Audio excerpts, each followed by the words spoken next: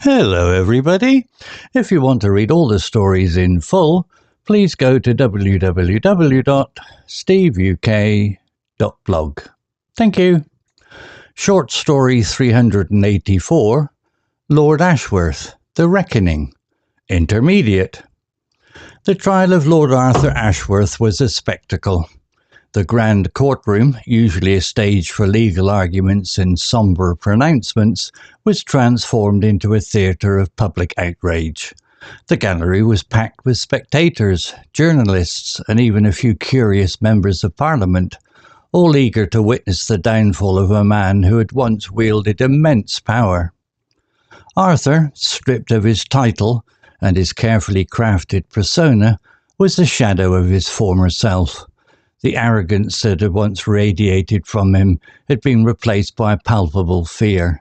He sat in the dock, his shoulders slumped, his gaze fixed on the floor, as if trying to disappear from the intense scrutiny. The prosecution presented a mountain of evidence, meticulously gathered by the tenacious investigative journalist Isabella Diaz and the diligent police investigators. They laid bare Arthur's intricate web of corruption, the offshore accounts, the shell companies, the charitable donations that had lined his pockets, the government contracts that had been steered towards his cronies.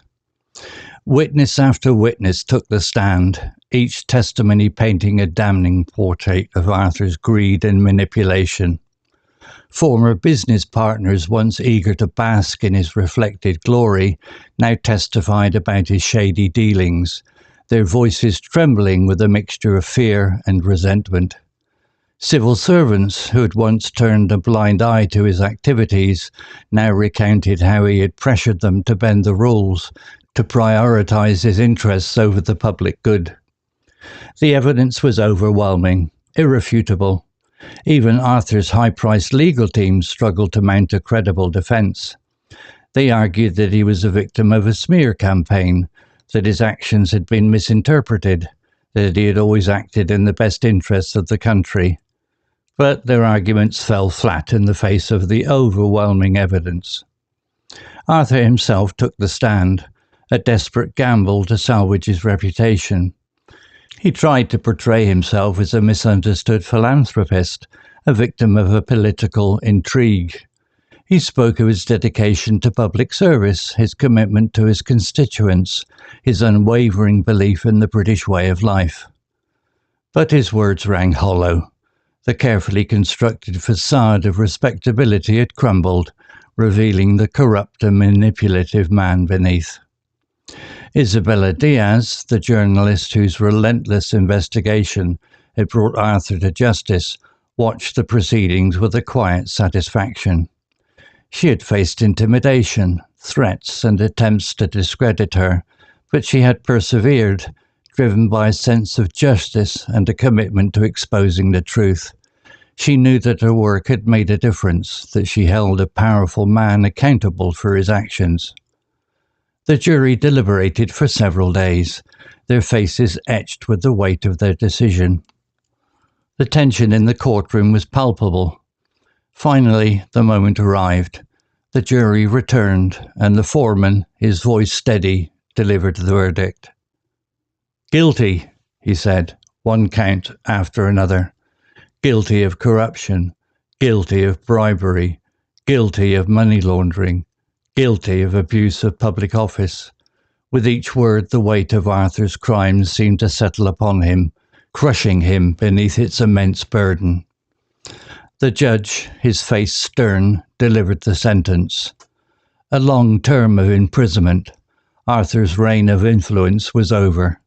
The velvet rope had finally been pulled away from him. As he was led away in handcuffs, Arthur glanced back at the courtroom, his eyes filled with a mixture of regret and disbelief. He had believed himself to be untouchable, above the law, beyond reproach, but he had been wrong. The truth had caught up with him, and the consequences of his actions had finally come crashing down. The story of Lord Arthur Ashworth served as a cautionary tale, a reminder that no one is above the law, that even the most powerful individuals can be held accountable for their crimes. It was a testament to the power of investigative journalism, the importance of a free press, and the unwavering pursuit of truth. It was a victory for justice, a vindication for the public, and a symbol of hope that even in the darkest corners of power, the light of truth can eventually shine through. Vocabulary notes. Spectacle, meaning a visually striking or dramatic display. Example, the trial of Lord Arthur Ashworth was a spectacle. Explanation. This emphasizes the dramatic and public nature of the trial, drawing attention and becoming a major event. Similar words: show, display, exhibition, performance, event. Palpable, meaning able to be felt or touched. Figuratively, it means easily perceived or obvious. Example, the arrogance had been replaced by a palpable fear. Explanation. This suggests that Arthur's fear was so strong that it was almost tangible, easily noticeable by everyone present.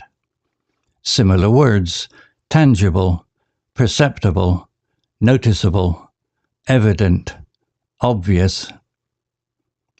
Meticulously, meaning showing great attention to detail, very careful and precise. Example, meticulously gathered by the tenacious investigative journalist. Explanation. This highlights the thoroughness and care taken in gathering the evidence against Arthur.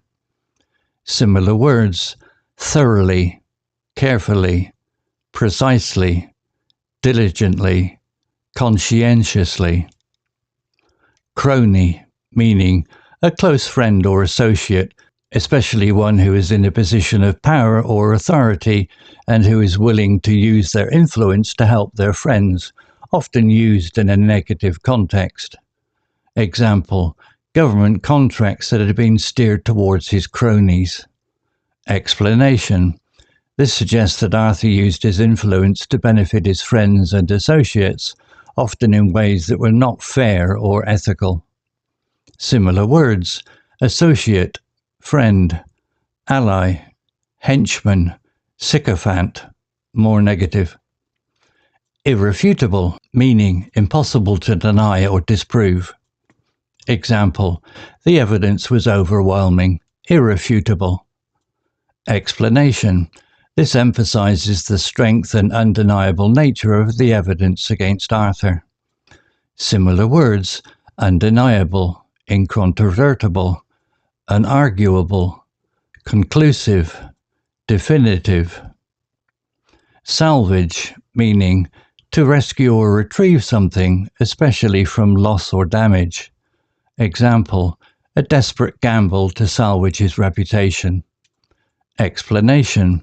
This suggests that Arthur's testimony was a last-ditch effort to try to repair the damage to his reputation. Similar words: rescue, retrieve, recover, save, preserve.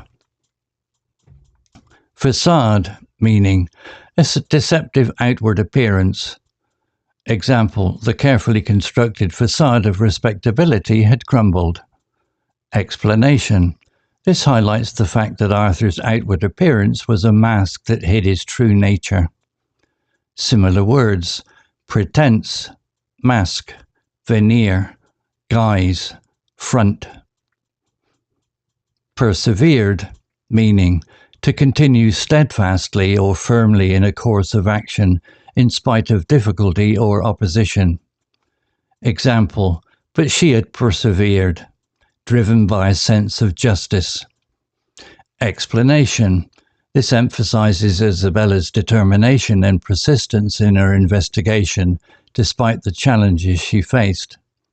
Similar words: persisted, endured, persevered, held on, carried on. Palpable, meaning able to be felt or touched. Figuratively, it means easily perceived or obvious. Example, the tension in the courtroom was palpable. Explanation. This suggests that the tension was so thick that it could almost be felt by everyone present. Similar words: tangible, perceptible, noticeable, evident, obvious. Vindication, meaning the action of clearing someone of blame or suspicion. Example, a vindication for the public. Explanation. This suggests that the outcome of the trial cleared the public's sense of injustice and restored their faith in the system. Similar words: exoneration, acquittal, justification, clearing, absolution. Story written by Google Gemini 2.0 AI, CC Music, drifting at 432 Hz, unicorn heads. To read all the stories in full, please go to www.steveuk.blog. Thank you.